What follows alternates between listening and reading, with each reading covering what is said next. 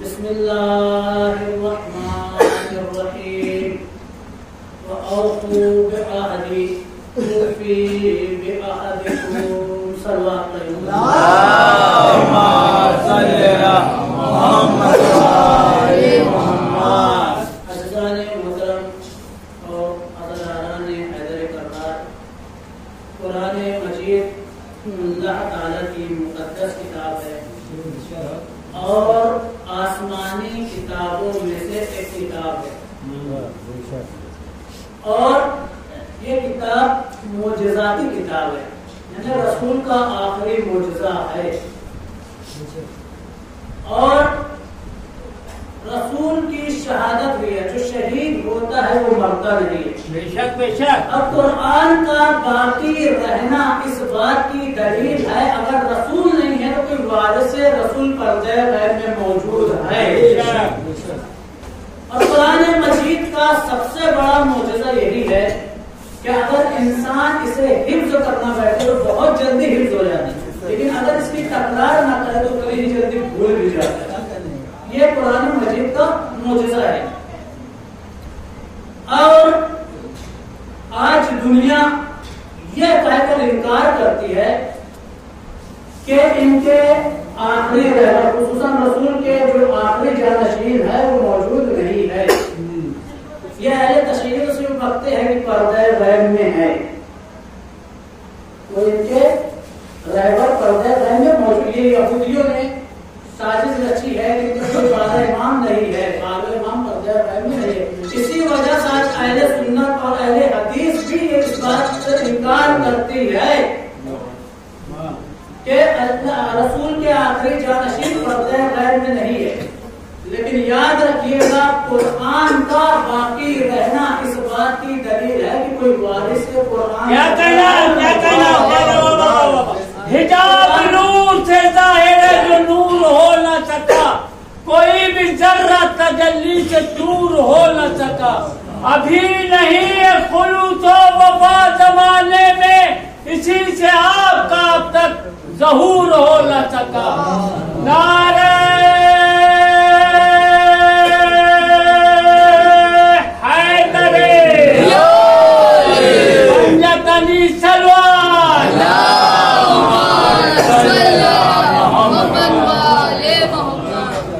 قرآن معجزہ ہے، اس بات کو ذہن میں رکھیے گا کہ قرآن مجید معجزہ ہے۔ قرآن مجید آپ پڑھ کر دیکھیے گا، جناب سلیمان کا قصہ پڑھیے گا۔ جناب سلیمان کا معجزہ کیا تھا؟ ان کی بساط۔ بساط کسے کہتے ہیں؟ قالین، مصلی کے سائز کا ایک قالین ہوتی ہے، اسے بساط کہتے ہیں۔ تو جناب سلیمان کا معجزہ تھا بساط، جسے بساط سلیمانی کہتے ہیں، قرآن کہہ رہا ہے۔ اور یہ بساط جب سلیمان چاہتے تھے جب ہوا میں پرواز ہو جاتا تھا، یہی ان کا معجزہ تھا۔ جناب موسیٰ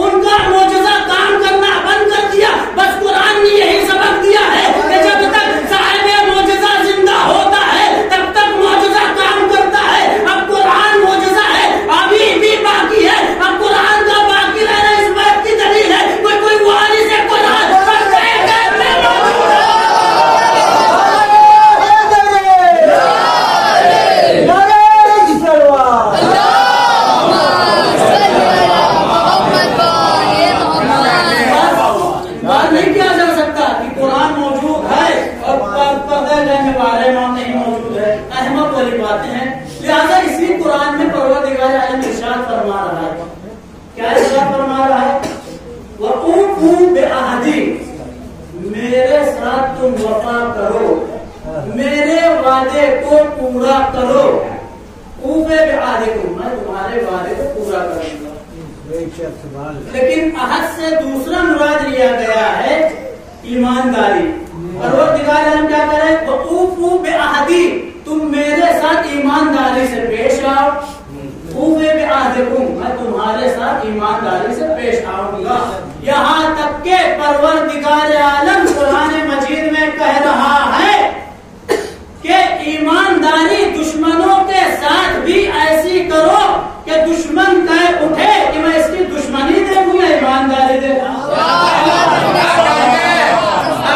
تاریخ میں ایک ہی شخص کے لیے ملتا ہے کہ دشمن نے کہا تھا کہ میں اس کی دشمنی دیکھوں یا ایمانداری. کون ہے وہ ذات؟ اور وہ ذات ہے رسول کے جانشین علی مرتضیٰ. صلوات علی محمد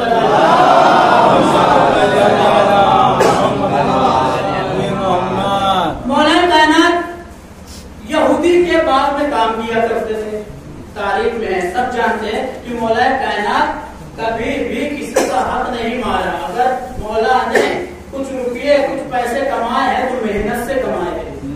اور مولا نے یہ درس دیا ہے چاہے کام چھوٹا ہو یا بڑا ہو، اگر ایمانداری سے کمایا جا رہا ہے تو اس میں شرمانے کی بات نہیں ہے. مولا کائنات کس کے باغ میں کام کر رہے ہیں؟ یہودی. اس یہودی کا نام کیا ہے؟ شمعون. کیا ہے شمعون؟ کون تھا؟ مرحب کا بھانجا، انتر کا بھانجا، حارث کا بھانجا شمعون کا. اب لوگوں نے مولا کائنات سے پوچھا اے علی، مرحب و انتر تمہارے دشمن تھے، اسلام کے سب سے بڑے دشمن تھے، اور تم انہی کے بھانجے کے بعد میں کام کر رہے ہو. مولا نے کہا کہ تم یہ سوال مجھ سے کیوں کر رہے ہو؟ یہ سوال شمعون ہی سے کر لو، یہ سوال شمعون ہی سے کر لو. لہذا لوگ شمعون کے پاس آئے اور آ کر کہنے لگے کہ یہ جو کام کر رہا ہے تمہارے باغ میں جانتے ہو کون ہے؟ اس نے تمہارے ماماؤں کو قتل کیا ہے، اس نے تمہارے آبا و اجداد کو قتل کیا ہے. جس نے تمہارے آبا و اجداد کو قتل کیا، جس نے تمہارے ماماؤں کو قتل کیا، اسی کو اپنے باغ میں تم نے پناہ دی ہے. تو ایک مرتبہ شمعون نے کہا کیا کروں، میں علی کی دشمنی دیکھوں یا ایک مزدور کی ایمانداری دیکھوں؟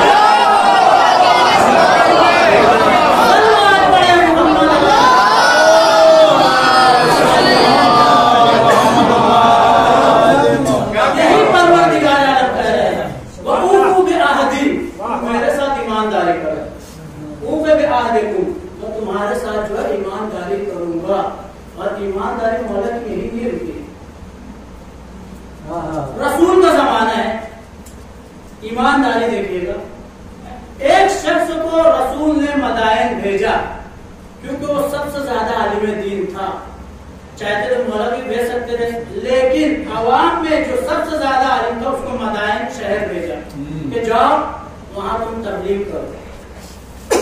وہ شخص آیا مدائن، تبلیغ کی، کچھ عرصہ وہاں رہا، کچھ عرصے کے بعد پلٹا اور پلٹ کر کہنے لگا یا رسول اللہ، میں مدائن شہر گیا تھا، لوگوں تک دین نہیں پہنچا تھا. میں نے ایسی تبلیغ کی کہ لوگ نمازی بھی ہو گئے، لوگ روزہ بھی رکھنے لگے، لوگ خمس بھی دینے لگے، لوگ زکات بھی دینے لگے. تو رسول نے کیا کہا؟ تمہارے اس کام سے میں بہت خوش ہوا، میرا دل چاہتا ہے کہ میں تمہیں 100 اونٹ دوں. اس کار کے بجائے، اس کام کے بجائے میرا دل چاہتا ہے کہ میں تمہیں 100 اونٹ دوں، لیکن اس وقت میرے پاس 100 اونٹ نہیں ہے. میں تمہیں لکھ کر دیتا ہوں کہ جب بھی میرے پاس 100 اونٹ آ جائے میں تمہیں 100 اونٹ دوں گا. اور اگر میں دنیا سے رخصت ہو جاؤں تو جو میرا جانشین ہوگا وہ میں 100 اونٹ سے نواز دے گا. لہذا یہ بات تو آپ نے بڑی غور سے سنی کہ رسول نے اسے لکھ کر دیا، مہر لگا دی کہ میرے پاس جو جانشین ہوگا اگر میں 100 اونٹ نہیں دے پایا، رسول نے لکھا مہر لگائی ہے तारीफ पढ़िएगा तो मेरे जानशीन से ले लेना। अब जो दुनिया कहती है रसूल पढ़े लिखे नहीं तो ये रसूल ने मुहर कहाँ से लगाई? रसूल ने मुहर कहाँ से लगाई? अब रसूल की शहादत हो गई, रसूल की वफात भी देखिए, वफात में भी रसूल को भी जहर दिया गया था। 11 हिजरी में शहादत हुई। अब ये शख्स घबरा गया कि मेरे सौंग कहाँ गए। खलीफा अव्वल का दौर आया और जब पहुंचा खलीफा अव्वल के दरबार में, कहा है रसूल के जानशीन, रसूल ने मुझसे वादा किया था कि तुम्हारे तबलीग के बजाय मैं तुम्हें 100 ऊंट दूंगा, और रसूल ने यह भी कहा था अगर मैं दुनिया से रुखसत हो जाऊं तो जो मेरा जानशीन होगा उससे 100 ऊंट ले लेना। अब उस वक्त तो खलीफा अव्वल ख्याल आया कि जानशीन कोई और है। खलीफा अव्वल ने क्या कहा, तो जो जानशीन है उससे लो, जो जानशीन है उससे लो। उसने क्या कहा, जानशीन कौन है? कहा जानशीन जिसके बारे में रसूल ने गदीर में फरमाया मन कुन तो मौला हो फाज़ा अलीयुन मौला। अब लिहाजा जो दरबार से निकला और मौला कायनात के पास आया। अभी इससे पहले कि कुछ कहता मौला ने खुद कहा कि 100 ऊंट लेने आए हो। मौला ने क्या कहा कि 100 ऊंट लेने आए हो, तो उसने फौरन कहा कि हकीकी जानशीन आप भी हैं कि जो दिलों के हालात को भी जानता है, लिहाजा कहा 100 ऊंट लेने आए हो? कहा हाँ 100 ऊंट लेने आए। अपने बेटे हसन मुश्तबा को कहा, क्या है बेटा हसन, उस सामने पहाड़ दिख रहा है और उस पहाड़ में जो रस्सी निकली हुई है उसे खींच लो। हसन मुश्तबा उस पहाड़ के करीब गए और जैसे ही करीब को उस रस्सी को खींचा तो क्या देखा उस शख्स ने कि उसी पहाड़ से 100 ऊंट निकले। उसी पहाड़ से 100 ऊंट की कतारें निकली और सिर्फ ऊंट नहीं निकला, ऊंट के ऊपर अशरफियां भी लगी हुई थी। ऊंट के ऊपर अशरफियां भी लगी हुई थी। एक मतलब जब उस शख्स ने देखा, कहा अली जानशीन रसूल, क्या ये ऊंट मेरा है? तो अली ने कहा हाँ ये ऊंट तुम्हारा है, रसूल ने वादा किया था कि जानशीन से देना। तो उसने कहा, तो उसने क्या कहा, रसूल ने 100 ऊंट कहा था, ये अशरफिया किसकी है? तो अली ने कहा ये अशरफिया भी तुम्हारी है। अब मालूम हुआ कि हकीकी जानशीन और वारिस वही होता है जो अता से भी ज्यादा अता करता है।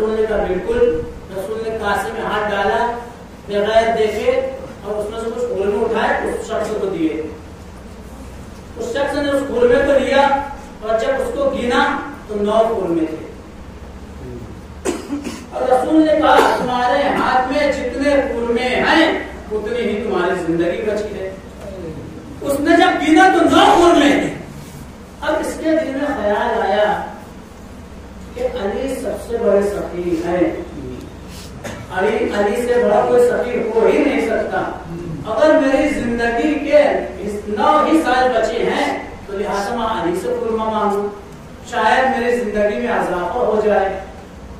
یہ شخص مسجد نبوی سے نکلا اور جب نکلا ہے تو علی کے گھر کے پاس آیا اور علی کے گھر کے پاس آ کر کہنے لگا ہے کوئی جو اس فقیر کو کچھ خورمے دے دے. مولا کائنات اٹھے کاسے کو لے کر, مولا کائنات نے بھی کاسے کی طرف دیکھا نہیں, خورمے میں ہاتھ ڈالا, اس شخص کو دیا, اس شخص نے اس خورمے کو دیا اور جب گنا تو 9 ہی خورمے تھے. تو وہ شخص کہہ اٹھا اے علی یہ کیا بات ہے, 9 ہی خورمے. تو علی نے کہا اگر رسول 9 سے زیادہ دیے ہوتے تو میں بھی 9 سے زیادہ اگر رسول 9 خورمے سے زیادہ دیے ہوتے تو میں بھی 9 خورمے سے زیادہ تھا. یقیناً جانشین آپ ہی ہے. اور ایسے جانشین کیونکہ آج جو مسائل کم ہی پڑھنے چاہیے, مسائل جتنا ہو سکے اتنا, کیونکہ آج کی جو رات گزر رہی ہے وہ سخت رات, اور آج کی رات صرف وہ حسن حسین بھی یتیم نہیں ہو رہے, صرف وہ زینب و کلثوم بھی یتیم نہیں ہو رہے, بلکہ ہر وہ شخص یتیم ہو رہا ہے جس کے علی مولا تھے. ابھی تک آپ علی کی بہادری سنتے آئے ہیں, لیکن علی کی غربت سنو کیا تھی. علی کی غربت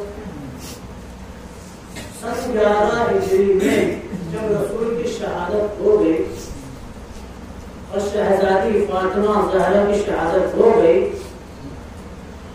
تو علی مرتضیٰ کا یہ حال تھا کہ لوگ علی سے نظریں چرا کر جایا کرتے تھے. کوئی علی کو سلام نہیں کرتا تھا اور علی جسے سلام کرتے تھے پلٹ کر جواب بھی نہیں دیتا تھا. اور جب تک بیوی اہلیہ زندہ ہوتی ہے ایک شوہر اپنے گھر اپنی بیوی ہی کو بانٹتا ہے, لیکن رسول جیسے نبی اگر دنیا سے رخصت ہو گئے ہو, شہزادی جیسی فاطمہ دنیا سے اگر رخصت ہو گئی ہو تو وہ علی اپنی غربت کس کو سنائے. حسن حسین کو سنا نہیں سکتے تھے, ہمسن تھے. زینب و ام کلثوم کو اپنی غربت سنا نہیں سکتے تھے, ہمسن تھی. تو مولا کائنات کا ایک دستور تھا, آدھی شب میں اٹھتے تھے, شہزادی کے قبر پہ جاتے تھے اور قبر پہ جا کر سورہ یاسین کی تلاوت کرتے. سورہ یاسین کی تلاوت کر کے مولا کی جو غربت ہوا کرتے تھے مولا اپنے شہزادی سے بھی نہیں بیان کرتے تھے, بلکہ مولا کے گھر کے پیچھے ایک کنواں تھا, مولا جب بھی اس کنویں کے پاس جاتے تھے اپنی گردن کو کنویں میں دیا کرتے تھے اور اپنی غربت سنایا کرتے تھے. اے مظلوم علی, اے فاطمہ, ارے تم نے حسن حسین کو چھوڑ کر چلی گئی, ارے اس علی کو تنہا چھوڑ کر چلی گئی, تمہارے بعد دنیا ویران ہو گئی, یہ علی تنہا ہو گیا. لیکن جب کنویں سے علی کی غربت برداشت نہیں ہوتی تھی تو کنویں کا پانی سوکھ جاتا تھا, تو علی مرتضیٰ گڑھا کھودا کرتے تھے, اپنی غربت گڑھے میں بیان کرتے تھے اور گڑھا بن کے کر دیا کرتے تھے. علی مرتضیٰ آج کا وہی کا دن ہے کہ علی مرتضیٰ پر سب سے سخت رات گزری ہے. ابن ملجم نام کا ایک شخص تھا, 2 دن سے آپ مسائل سن جا رہے, میں وہیں سے ربط کروں گا کہ ابن عبد الرحمن ابن ملجم نے جیسے ہی مولا پر ضرب لگائے تو ابن ملجم کو پکڑا گیا, اور جب پکڑ کر مسجد میں لایا گیا, جب ابن ملجم کو پکڑ کر مسجد میں لایا گیا, مولا نے اپنی آنکھیں کو کھولا تو کیا دیکھا کہ ابن ملجم بندھا ہوا ہے اور ڈرا ہوا ہے. مولا نے ایک موقع پھر ابن ملجم کو دیکھا, کیا دیکھا کہ ابن ملجم کی عورت خشک ہے. مولا نے اپنی اولاد کی طرف دیکھا, ایک ایک اولاد کی طرف دیکھا, محمد حنفیہ کی طرف دیکھا, حسن مصطفیٰ کی طرف دیکھا, حسین کی طرف دیکھا. اب مولا کی نظر عباس پر پڑی, ایک مرتبہ کہا اے بیٹا عباس, ارے جلدی گھر جاؤ اور شربت لیا, ارے میرا قاتل پیاسا ہے. عباس گھر پر گئے اور زینب سے کہا اے شہزادی زینب, بابا نے شربت منگایا ہے. شہزادی نے کہا کون پیے گا, کہا بابا کا قاتل پیاسا ہے. آئے میرے مولا عباس, آئے میرے مولا علی, ارے آپ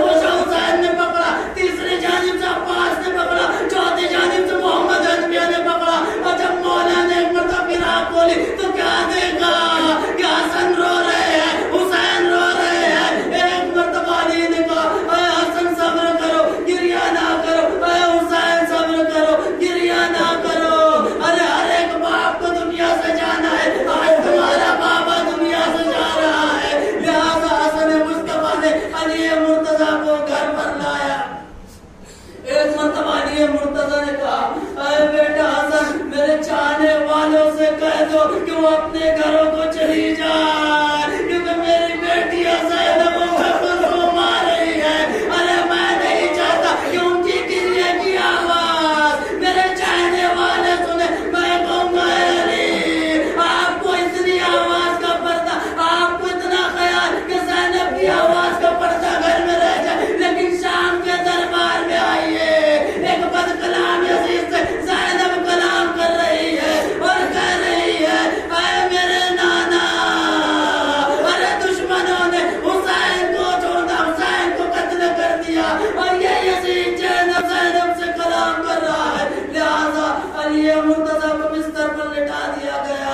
بس آخری جملے مصائب کے، علی مرتضیٰ کو جب بستر پر لٹایا گیا تو علی مرتضیٰ نے ایک مرتبہ حسن کو حکم دیا کہ اے بیٹا حسن، بڑی عجیب روایت ہے، مقتل کے جملے، کیا اے بیٹا حسن کوفے کی عورتوں کو بلایا۔ کیا کہا کہ اے بیٹا حسن کوفے کی عورتوں کو بلایا، لیکن جیسے ہی یہ جملہ عباس نے سنا، ایک مرتبہ عباس نے کہا اے بابا، میں نے پوری زندگی دیکھا کہ آپ نے کبھی عورتوں